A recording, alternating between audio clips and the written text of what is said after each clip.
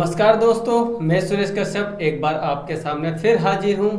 और देश गाथा पे एक कार्यक्रम चल रहा है, पोल खोल अभियान, जिसके अंतर्गत हमने आपको तिमारपुर विधानसभा में पूर्व एमएलए पंकज पुष्कर से जुड़े फंड को लेके कई सारे ऐसे घोटाले घपले दिखाए हैं, जिससे कि ये साबित होता है कि नगर निगम ने तिमारपुर विधानसभा के अलग अलग वार्डों में कई ऐसे काम किए हैं जो सिर्फ कागजों तक ही सीमित है। बाकी उन जगहों का जो पैसा दिया गया था एमएलए की तरफ से, वो पैसा अधिकारियों ने भ्रष्टाचार की भेंट चढ़ा दिया है। राम सिसोदिया जी, जो कि आरटीआई एक्टिविस्ट है, इन्होंने काफ़ी सारे मामले उजागर किए हैं क्षेत्र के लोगों के सामने। लेकिन जिस प्रकार से ये अपने अगले पायदान पे चलते हैं और सभी विभागों को और कंप्लेंट दर्ज करवाते हैं, लिखित शिकायत देते हैं, उसके बाद क्या कुछ होता है, क्या कुछ इन्होंने अब तक किया, तो आइए जानते हैं राम सिसोदिया से। हम लोगों ने ये मुकर्री नगर जो मैंने अभी 4 टेंडर बताए, इन्हों की ही एक शिकायत बनाकर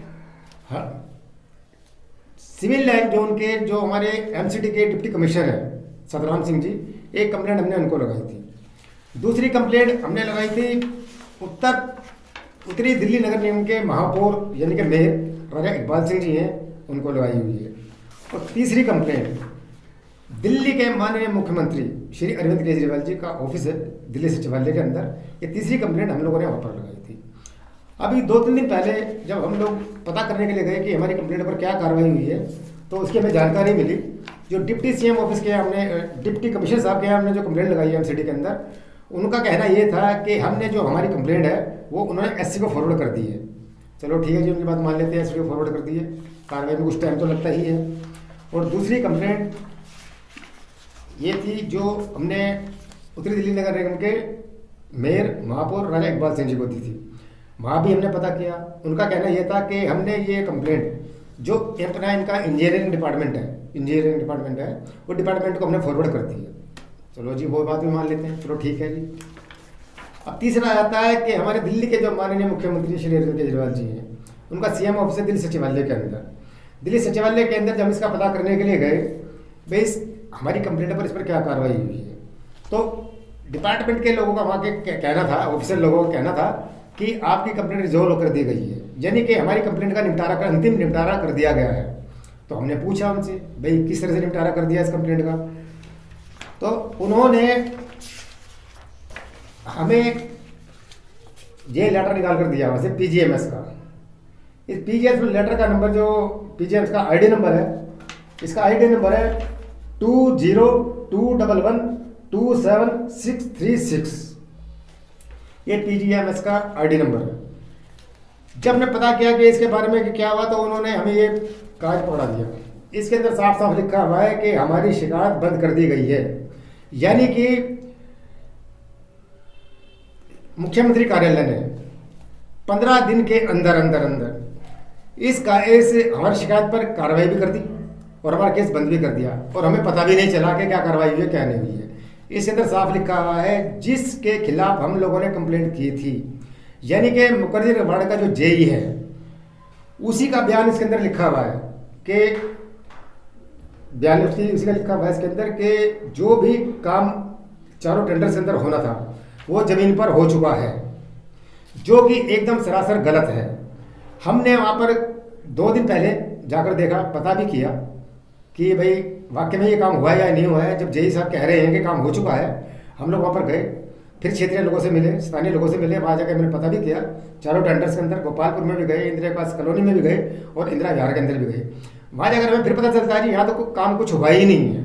इसका मतलब जो जेई साहब हैं सरासर झूठ बोल रहे हैं, और सीएम ऑफिस का जो कार्यालय है, मुख्यमंत्री जी का जो कार्यालय है, वो 1 नंबर की झूठ बोल रहा है कि इस तरह के ये कंप्लेंट रिजॉल्व कर दी गई है। तो इस हिसाब से जो जवाब मिला है उसके अंदर ये साफ कर दिया गया है कि जो शिकायत इनके द्वारा की गई थी कि जिन टेंडरों में जो काम होने थे, हालांकि वो जमीन पे नहीं हुए, इसके तमाम तरीके के सबूत हमने आप तक पहुंचाए हैं। लेकिन अगर डिपार्टमेंट बिना शिकायतकर्ता को बताए, बिना किसी को सूचना दिए, और वो सिर्फ डिपार्टमेंट को जवाब दे देता है कि हमने वहाँ विजिट कर दिया और शिकायतकर्ता को संतुष्ट कर दिया, तो ये कहीं ना कहीं आप देख सकते हैं कि कितना मुश्किल है कि आप लिखित कार्रवाई कर रहे हैं और उसके बावजूद भी आपको ऐसे परिणाम मिल रहे हैं। तो आइए राम सिसोदिया जी, क्या आपको पास की डिपार्टमेंट से किसी की कॉल गई या कोई अधिकारी अफसर आपसे मिला? एक बार लगभग एक हफ्ते पहले मेरे पास सीएम ऑफिस से कॉल आई थी।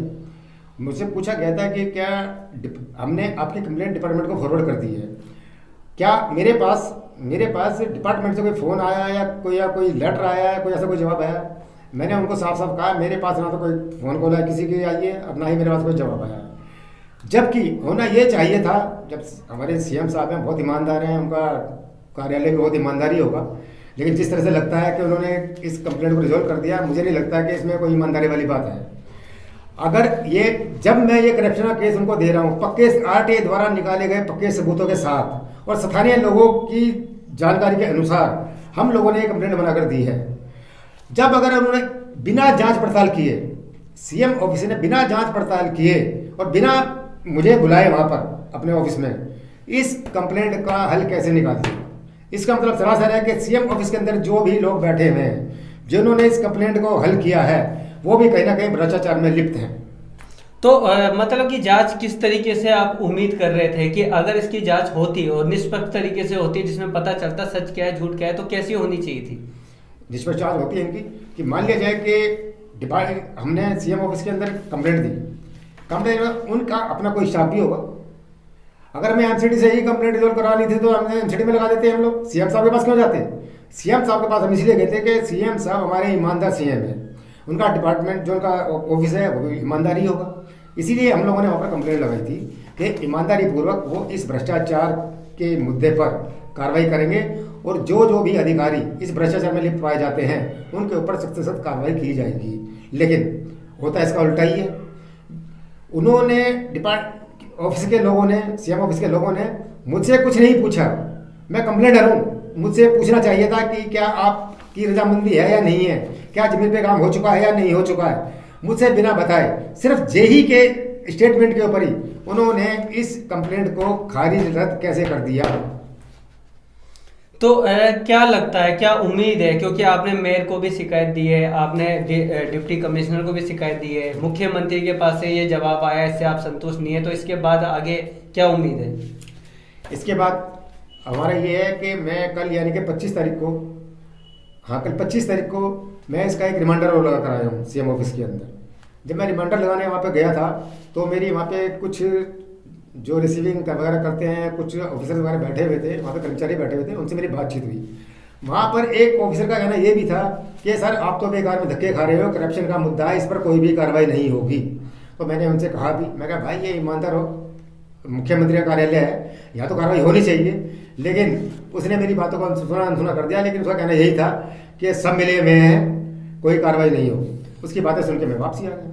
तो लेकिन मैं अपने रिमाइंडर की एक कॉपी उनको देकर आया हूँ और उनसे रिसीव करवा कर लेकर आया हूँ।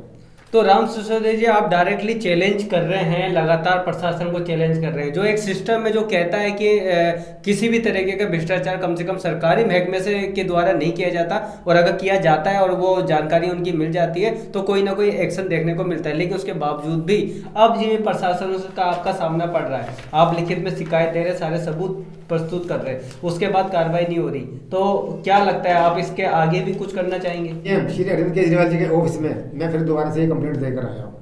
अब देखते हैं कि वो कार्रवाई करते हैं या नहीं करते हैं। अगर नहीं करते हैं तो उसके आगे हमारे पास एक रास्ता और खुला हुआ है कि जितने भी अधिकारी, करप्टेड अधिकारी हैं, इनको मैं चैलेंज करता हूँ कि तुम जितना मर्जी करप्शन कर लो, तुम्हारा पीछा हम जहन्नुम तक नहीं छोड़ेंगे।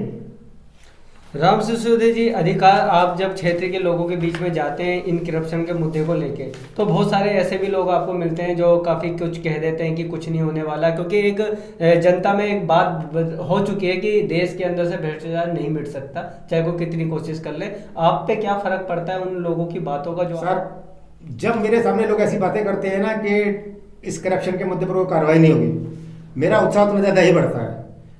कोई मुझे चैलेंज करता है कि ये काम नहीं होगा तो मेरा उसी काम को करने का ज़्यादा मन करता है।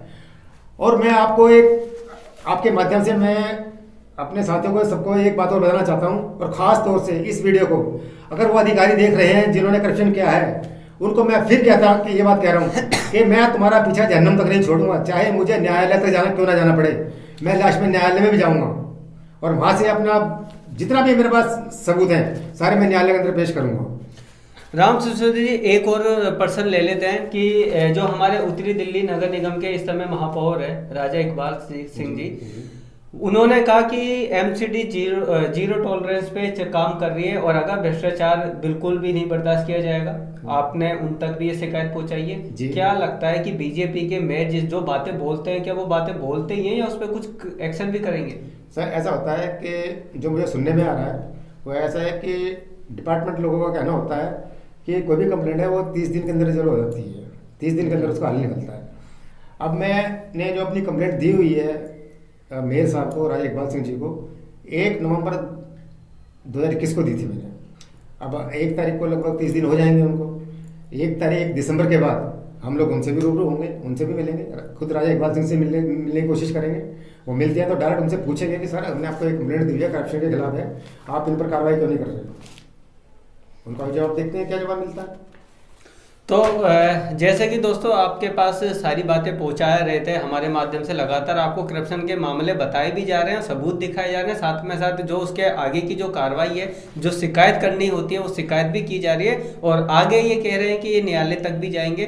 बात है कि कहीं ना कहीं करप्शन खत्म होना चाहिए और प्रतिनिधि और प्रशासन के अधिकारियों के बीच जो गठजोड़ होता है, इस गठजोड़ को तोड़ना कहीं ना कहीं आम जनता के लिए बेहद जरूरी है, क्योंकि जनता का टैक्स का पैसा जो उसके विकास में लगना है वो विकास में ना लग के इन लोगों की जेबों में जा रहा है, जो सरासर गलत है। तो राम सिसोदिया जी, अंत में किस मैसेज के साथ आप इस वीडियो को खत्म करना चाहेंगे? साहब मैं यही कहना चाहूँगा कि जितने भी साथी लोग इस वीडियो को देख रहे हैं, उन सबसे मेरा एक ही आग्रह है कि हमारे देश को एक करप्शन घुन की तरह लग चुका हमारे देश के अंदर।